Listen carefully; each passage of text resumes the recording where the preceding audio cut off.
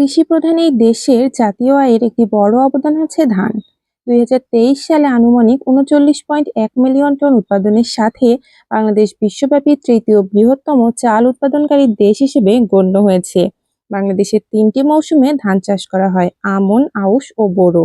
বোরো হলো অগ্রণী ধান উৎপাদনকারী ফসল যা সেচ ও সারের উপর ব্যাপকভাবে নির্ভরশীল। এরপর রয়েছে আমন ও আউশ। এখন প্রযুক্তির বদৌলতে ধান কাটাতেও বিজ্ঞানের ছোঁয়া লেগেছে। এখন ধান কাটা থেকে মাড়াই সবকিছুই করা হচ্ছে আধুনিক মেশিনে। ধান কাটার পরে সেই ধানগুলো একদম ব্যবহারের উপযোগী করে বস্তাবন্দি করে দিচ্ছে সেই মেশিনই।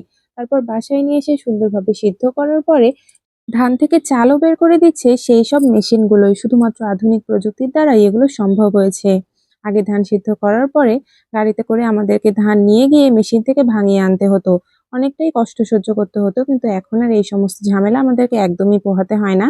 এখন বাড়ির উপরেই চলে আসে ধান এই চাল প্রক্রিয়াকরণের এই মেশিনটি। এই যে এই মেশিনটি দেখা যাচ্ছে, এটা থেকে খুব সুন্দরভাবে অত্যন্ত সহজেই ধান থেকে চাল তৈরি করা যায়। এই মেশিনের মধ্যে ধান দিয়ে দিলেই অত্যন্ত কম সময়ের মধ্যে এই যে চাল বের হয়ে চলে আসছে মেশিন থেকে।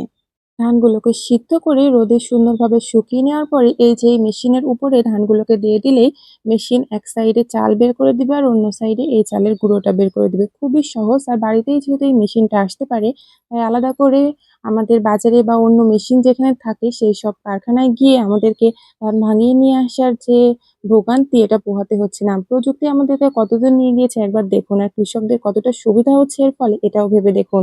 কত সুবিধা! এখন প্রযুক্তি আমাদের হাতের মুঠোয় চলে এসেছে। ঘরে বসেই আমরা প্রযুক্তির সকল সুবিধা উপভোগ করতে পারছি। ধন্যবাদ সবাইকে।